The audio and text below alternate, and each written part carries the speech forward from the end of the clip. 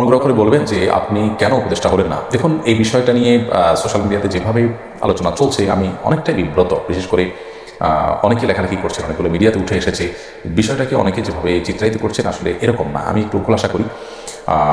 আমাকে শিক্ষার্থীদের তরফ থেকে একজন ফোন দিয়ে বললেন যে অনেকে আপনাকে উপদেষ্টা করার ব্যাপারে মতামত দিচ্ছেন, আপনি কি বলছেন, আপনার মতামত কি। আমি তখন পরিষ্কার জানিয়েছি, দেখেন আমি এটার জন্য নিজেকে উপযুক্ত মনে করি না, সেটা অনেক উপযুক্ত মানুষ আছেন আলহামদুলিল্লাহ। তখন আমি কয়েকটা নাম প্রস্তাব করি, এর মধ্যে থেকেই তারা বিভিন্ন ক্রাইটেরিয়া বলেন, সেই ক্রাইটেরিয়া আলোকে ডক্টর আবুল খালেদ হোসেনের নাম বলি। তখন তারা ওনার নাম্বার চান, আমি নাম্বার দিই, এবং পরবর্তীতে ওনার ব্যাপারে দেশের বড় বড় ইসলামিক দলগুলো, বড় নেতৃত্বের সাথে আলাপ হয়েছে, তাদের সবার পক্ষ থেকে পজিটিভ রিপ্লাই পেয়েছে।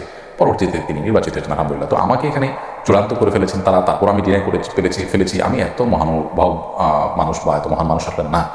পদের বা দুনিয়ার মোহ অন্য দর্জনের মতো আমার মধ্যেও আছে। আমাকে যেভাবে আপনারা অনেকে মহান করে দেখাচ্ছেন, এটা আপনাদের মহানুভবতা বা আপনাদের সুধারণা ছাড়া কিছুই না। কোনো কোনো ক্ষেত্রে এটি কিন্তু বাড়াবাড়ি বা অতিরঞ্জনের পর্যায়ে চলে গেছে। আমি নিজে আসলে কিছুটা বিব্রত। বিষয়টি আসলে জানাজানি হতো না, কিন্তু আলেমদের একটা ফোরামে এটা নিয়ে পরামর্শ হয়েছে, সেখান থেকে আসলে কেউ কেউ সোশ্যাল মিডিয়াতে লিখেছেন, সেখানে থাকা আলেমদের কেউ কেউ। আবার এটা যখন আমার সাথে ফোন আলাপ হয় তখন সামনে কয়েকজন ভাই ছিলেন, এখান থেকেও জানাজানি হয়েছে। তো বিষয়টা এরকম না যে আমাকে একেবারে পদ দিয়ে দেওয়া হয়েছে, আমি ইচ্ছাকৃত এটাকে ডিনাই করে দিয়েছি চূড়ান্ত হওয়ার পর। ব্যাপারটা এরকম না। আমাকে বলেছে তারা, আমি অপারগতা প্রকাশ করেছি, আরেকজন কথা বলেছি। এই তো আমাকে যেরকম বলেছেন, আর হয়তো অনেক আলেমকে তারা বলেছেন, তারাও হয়তো একই কথা বলেছেন। বিধায় এখানে আমাকে আসলে মহান বানানোটা একটু বেশি হয়ে যাচ্ছে। আল্লাহ তাআলা আমাদেরকে হেফাজত করুন। চলমান পরিবর্তনকে সবাই অবিশ্বাস্য বলছেন, এত সহজে পরিবর্তনের রহস্য কি বলে মনে করেন? দেখুন, আল্লাহ রাব্বুল আলামিন কোরআন কারীমে বলেছেন যে কুলিল্লাহুম্মা মালিকাল মুলক তুতিল মুলকা মান তাশা ওয়া তানজিউল মুলকা মিম্মান তাশা। আল্লাহ রাব্বুল আলামিন সকল রাজত্বের মালিক। তিনি যাকে ইচ্ছা তাকে রাজত্ব দেন, যার কাছ থেকে ইচ্ছা রাজত্ব ছিনিয়ে নেন। এবং এই যে হঠাৎ কিছু একটা ঘটে যেতে পারে, যিনি অসীম ক্ষমতাধর মনে করছেন নিজেকে, মুহূর্তের ভিতরে আল্লাহ তাআলা তাকে ভিখারি বানিয়ে দিতে পারেন।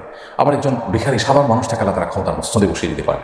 আল্লাহ রাব্বুল আলামিনের এই সক্ষমতা, আল্লাহ তাআলার এই মহান অসীম কুদরতের কথা কোরআনে আল্লাহ তাআলা পরিষ্কারভাবে বলেছেন। কোরআনে কিছু কিছু আয়াত আছে যেগুলো সময়ে সময়ে এগুলোর প্রাসঙ্গিকতা এতটাই তরতাজা হয়ে ওঠে আমাদের কাছে, মনে হয় যে এই প্রসঙ্গে বোধহয় আয়াত নাজিল হয়েছে। দেখুন, আল্লাহ বলেছেন কুলিল্লাহুম্মা মালিকাল মুলক, হে রাসূল আপনি বলে দিন, বা হে রাসূল আপনি বলুন যে হে আল্লাহ আপনি মালিকাল মুলক, আপনি সকল রাজত্বের মালিক, সকল ক্ষমতার মালিক আপনি। তুতিল মুলকা মান তাশা, আপনি যাকে ইচ্ছা তাকে রাজত্ব দেন। ওয়া তানজিউল মুলকা মিম্মান তাশা, যাকে ইচ্ছা তার কাছ থেকে রাজত্ব ছিনিয়ে নেন। দেখুন, এত দ্রুত পরিবর্তন হয়ে যাবে এটা কেউই কল্পনা করেনি, কোনো পক্ষ কল্পনা, দেশের কোনো মানুষ কল্পনা করেনি। মানুষের কল্পনাতীত বিষয় ঘটিয়ে আল্লাহ রাব্বুল আলামিন মূলত মানুষের সকল প্রেডিকশন, মানুষের সকল ধারণা সব কিছু ভুল প্রমাণ করে দেন। আল্লাহ সুবহানাহু ওয়া তাআলার হাতেই যে সব কিছু, এটি এই সমস্ত ঘটনার মধ্য দিয়ে প্রকাশ হয়, প্রমাণ হয়। অতএব একজন মানুষ তিনি তার ক্ষমতা, তার জীবন, তার যৌবন, তার সম্পদ, এগুলোকে অহমিকা করবেন না, অহংকার করবেন না, অহমিকা প্রদর্শন করবেন না। কারণ যে কোনো মুহূর্তে সেগুলো আল্লাহ তাআলা ছিনিয়ে নিতে পারেন। আবার অন্য কারো সেগুলো না থাকার কারণে তাকে তাচ্ছিল্য করবেন না, কারণ যে কোনো মুহূর্তে আল্লাহ তাকে দান করতে পারেন। এই শিক্ষাটা যদি আমাদের জীবনে ধারণ করতে পারতাম, তাহলে আমাদের জীবনটা অনেক সুন্দর হয়ে যেত, আমরা আল্লাহর খাস বান্দা হয়ে যেতে পারতাম। সেই সাথে এই যে হঠাৎ পরিবর্তন হয়ে গেল, রহস্য কি? রহস্য মূলত এটি যে আল্লাহ যখন ইচ্ছা তখন পরিবর্তন করেন।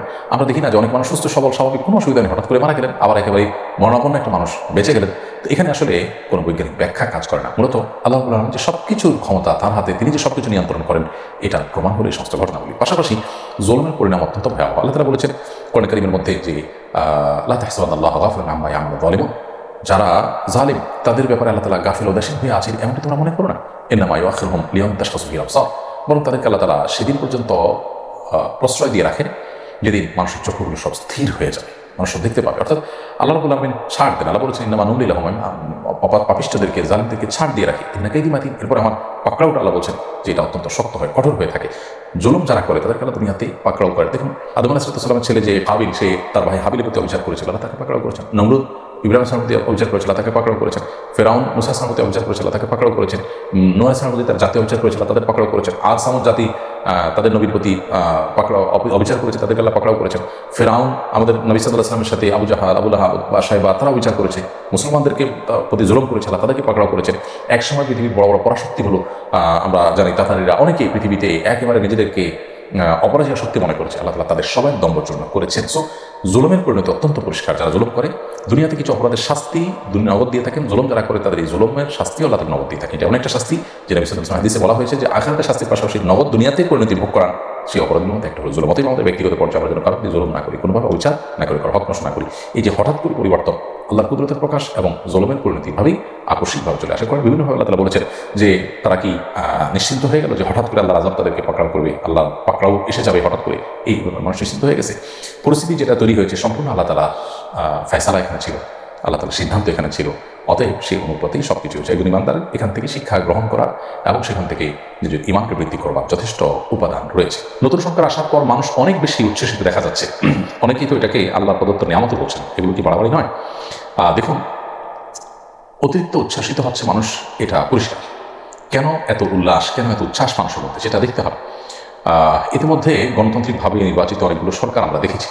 আমাদের দেশের স্বাধীনতার পর যতগুলো সরকার এসেছে, গণতান্ত্রিকভাবে নির্বাচিত সরকার আসার পর মানুষ এতটা উল্লসিত, অর্থাৎ নিজের ভোটটা দিয়ে মানুষ সরকারকে বসাতে পেরেছে, এরপরও মানুষকে এতটা উল্লসিত এবং এতটা আনন্দিত হতে দেখা যায় নির্বাচিত আনন্দিত। কারণ কি?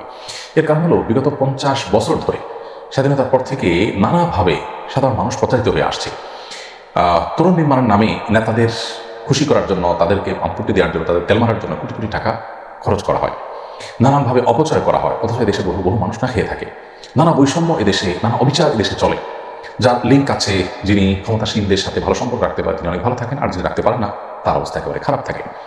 ঘুষ, দুর্নীতি, অপশাসন এটা মানুষকে অতিষ্ঠ করে তুলেছে। নানাভাবে মানুষ অন্যায় এবং অবিচারের শিকার।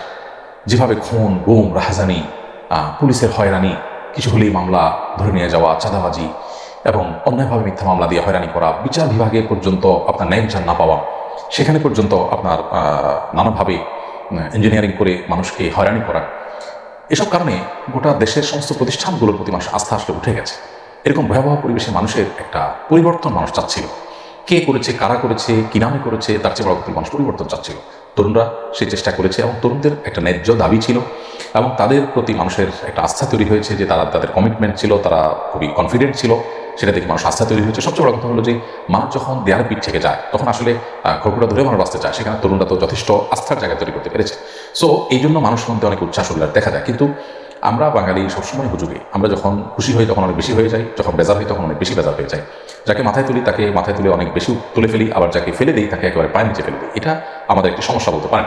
তো এই জন্য অতিরিক্ত বাড়াবাড়ির জায়গা থেকে আমরা এটাকে আল্লাহ নিয়ামত বা আল্লাহ প্রদত্ত ডাইরেক্ট এরকম কিছু বলছি। হয়তোবা আল্লাহ তাআলা এটা আমাদের ভিতরে অনুগ্রহ করেছেন, সেজন্য দিয়েছেন, মাজলুমকে রক্ষা রহম করেছেন আল্লাহ তাআলা।